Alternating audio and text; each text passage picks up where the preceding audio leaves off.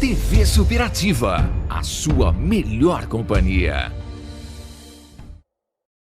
Surgiu da seguinte forma: começo dos anos do século passado, Barretos foi escolhida por um grupo de ingleses para montar uma indústria frigorífica na cidade.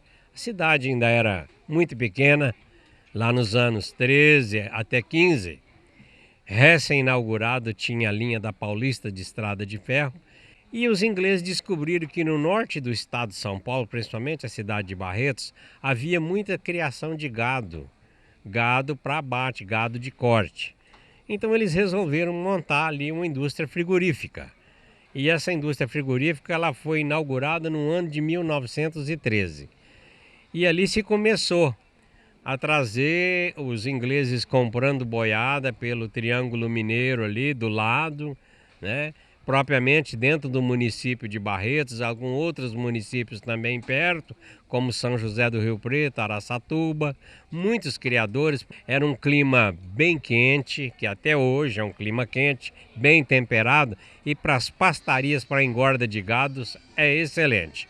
Então por isso que eles resolveram. E também eles tinham também a travessia do sul de Goiás, também com Minas Gerais. Seria para eles previram um futuro muito longo. Então essa companhia dos ingleses, por nome de Companhia Anglo-Pastoril, eles compraram ali umas grande gleba de terra, muitas fazendas no município de Barretos, e começou o abate de gado.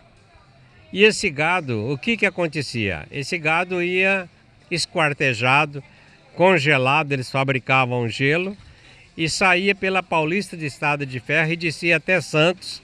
E de Santos embarcava e demorava 6 meses até chegar na Inglaterra, no Reino Unido. Mas a carne chegava congelada.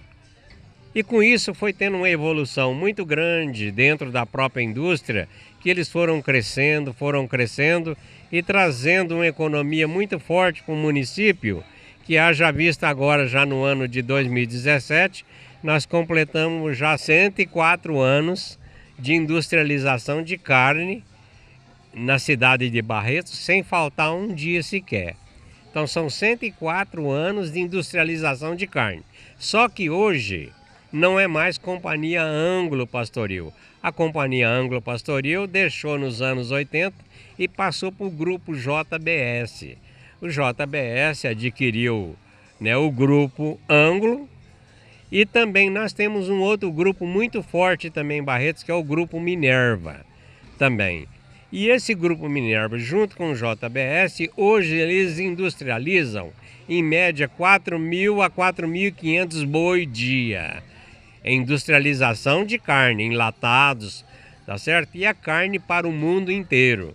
Carne para o mundo inteiro, para o mercado europeu, lá na Ásia, China. Tá certo? Muita exportação, mas Barretos é o maior polo de industrialização de carne. Com isso, lá nos anos 50, até ali as boiadas vinham marchando no estradão, porque não existia condução para trazer a boiada. Os tropeiros vinham lá com... Isso. Então, tocando a boiada. Um fazendeiro contratava uma comitiva, ele vendia sua boiada para o frigorífico e ele contratava uma comitiva de peões para poder trazer essa boiada da sua propriedade até as pastarias, não para o abate, que as pessoas precisam entender, porque o boi sai gordo, viajando 1 mês, 2 meses, ele chega magro. Então ele vai para as pastarias. Não dá certo. Não dá certo, ele vai para as pastarias, ele engordava nas pastarias, depois de 6 meses, quando ele ganhasse novamente o peso que perdesse, ele ia para o abate, tá certo? Só que hoje está o inverso, o frigorífico está onde o boi gordo está no confinamento. Então também praticamente acabou os caminhões gaiola, né, que transportavam o boi vivo. Hoje o boi é esquartejado e vindo com 40 toneladas nas jamantas frigoríficas para industrialização em Barretos. Barretos praticamente parou com a matança de gado. Então nos anos 50, onde era o forte dessas boiadas vir marchando no estradão, em média, cada 1.000 boi representava assim em média de 100 a 150 boi para cada peão.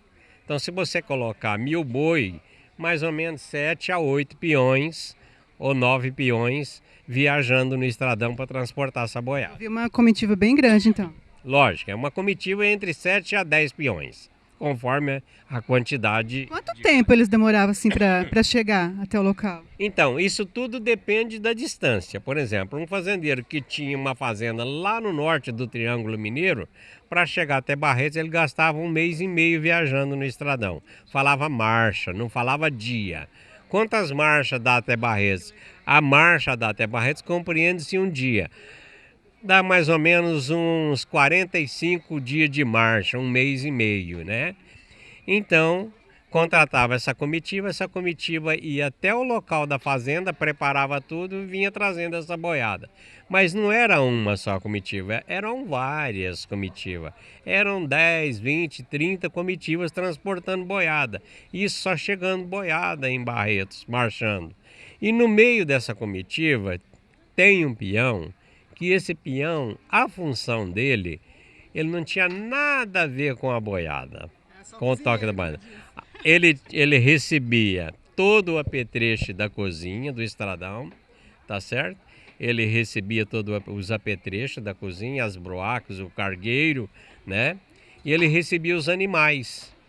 Então ele tinha em média, mais ou menos, o cozinheiro, em média de 8 a 10 animais só para ele. Porque os animais revezam, sabe, Luciene? Os animais reservam, por exemplo, uma semana um transporta no lombo, pois ele descansa e passa para o outro. E assim o peão também. O peão também anda montado num animal e depois ele passa. Mas esses animais eram mula e burro. Só esses animais que vai cavalo não dava certo, que cavalo não aguenta no estradão.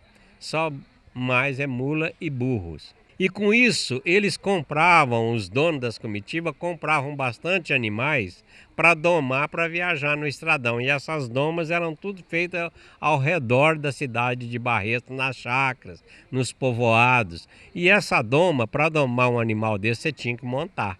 Para montar no animal, ele pula. Então, até ele ficar mansinho para poder ir viajar no estradão. E essas domas foram assim trazendo um atrativo em alguns rapazes, mais ou menos 20 e poucos rapazes, filhos de fazendeiro, vendo aquelas domas e vendo também os cozinheiros de comitiva. Vendo os cozinheiros, eles resolveram então fazer um circo e fazer um rodeio. Aí que surgiu. Isso foi nos anos 50, 53, 54, resolveram fazer algumas festas para arrecadar para algumas instituições. E essas festas estavam arrecadando muito bem e estavam trazendo um bom público, muito público até, né, 1954. Quando foi no ano de 1955, aí oficializou a festa como Festa do Peão de Boiadeiro, por nome, homenageando o peão de boiadeiro. O cozinheiro, a função dele recebia esses animais e os apetrechos da cozinha e recebia todos os ingredientes. Só que os ingredientes que ele recebia para viajar no estradão são ingredientes que não pode perecer no estradão, porque ele não tinha uma geladeira, nem tinha freezer, nem podia transportar isso, que isso não existia. Então ele tinha que ter a sua habilidade, uma habilidade concreta, de grande conhecimento de causa, para poder fazer uma comida gostosa, saborosa, com muitas substâncias, com muita proteína, tá certo? Que eles precisavam de muita Sustância. para dar sustância, né, para eles aguentar o lombo de um animal o dia inteiro. Então, esse cozinheiro tinha muita habilidade para isso. Você pensa que ele não encontrava no estradão muitas adversidades? Encontrava bicho, né? Muito mosquito, malária, tempo, frio, chuva, sereno, barro, poeira. Mas ele tinha uma habilidade tremenda para poder sair dessas zonas de desconforto, mas fazer o café da manhã, fazer o almoço, fazer o jantar todos os dias para ele e os seus companheiros. E a comida com ingredientes que não perecem no estradão, à base de arroz, feijão, banha de porco, produto suíno guardado nas latas, na banha, tá certo? E usando a carne fresca serenada, pondo no sereno toda noite para ir serenando a carne para ganhar consistência, né? muito alho, muita pimenta de cheiro, sal pecuário, não é esse sal que nós usamos. Toda essa gama de coisas ele viajava no Estradão. Não tinha, logicamente, a nossa verdura, né? Algumas coisas que o mercado oferece para nós, né? Legumes, isso no Estradão não existia. Poderia existir alguma mandioca, que ele passava na beira de uma fazenda, encontrava um pé de mandioca, arrancava, né? Um pé de mandioca e ali ele fazia uma mandioquinha com carne, né, para os cozinheiros. Beleza, a gente deixa então os parabéns, tá? Por todo esse trabalho, por esse lado social que o senhor também apresenta aqui pra gente hoje, tá? Parabéns. Muito obrigado, eu agradeço, tá certo, de te passar para você esse conhecimento que muitas pessoas me perguntam, né, sobre as tradições e a vida do peão de boiadeiro, na qual eu sou responsável no Clube dos Independentes para manter essa tradição viva, porque praticamente no nosso estado, os estados do sul, isso desapareceu, isso não existe mais. Hoje só os caminhões que transportam boiada. Então a boiada marchante só ficou na saudade, isso não existe mais.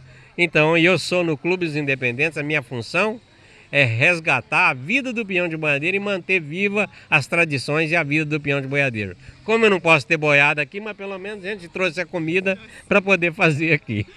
Tudo bem? Eu que agradeço, muito obrigado.